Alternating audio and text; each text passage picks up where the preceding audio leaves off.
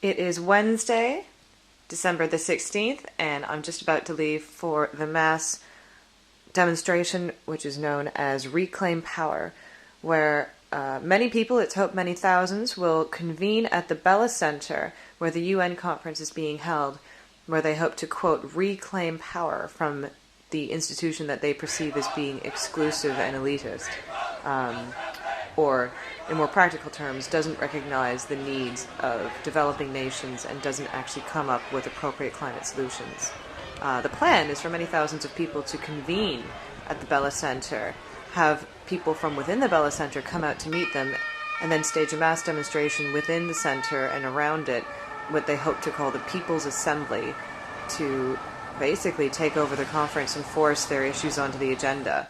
As to what's going to happen, no one really knows, but I do know that there are lots and lots of police in town and lots of dogs. I'm just by the Bella Center, trying to make my way towards the very last remnants of the massive protest today.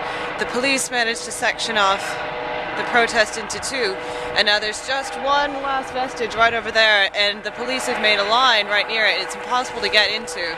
They won't explain why, they won't let us in there. But there is a path through this marsh that I'm going to try and take to try and go around to go and see it, to see the very last bit of it. Yeah, my name's Sean Day. I'm from the Real News Video Actor Collective from London. We've been filming the process all week, but as well as filming, we've been actively involved in them. And in the run-up to Copenhagen, we were really hoping that we get a Seattle moment here in terms of two things. In terms of, one, a movement that would be strong enough to give the delegates inside, especially from the Global South, the confidence to walk out of what is essentially an illegitimate process. And two, through that, to see the birth of a new movement which can really save the planet now. And I think what we've just seen today is both those things have happened. The delegates have walked out, or tried to walk out, until they were beaten by riot police. The whole process of the COP is being shattered. And I think we have the birth of a new movement here now. And now what we need to do is take that on. We need people's assemblies all over the world discussing what's coming out of Copenhagen, and need to take on a process where we as the people decide what happens in this planet and we make the decisions, not these people who rule us. I'm back in Copenhagen, just heading home to file a report, and behind me there on the bridge is the very last remnants of the demonstration today, and as you can see from the twinkly blue lights, they are still being escorted by the police. It's the end of the day on Wednesday, and I've just returned from the climate conference, where, as you probably know by now, and as the whole world probably knows by now, some really big things happened. About 5,000 demonstrators convened on the center to reclaim it for the people, as they put it, when they were joined by delegates from southern countries outside. Those delegates, the UN's own delegates, were beaten by the police. For the rest of the talks, is still to be determined. We don't know really what's going to happen for the next couple of days in Copenhagen. Most people think that nothing is really going to be hammered out, and they're going to continue in a deadlock.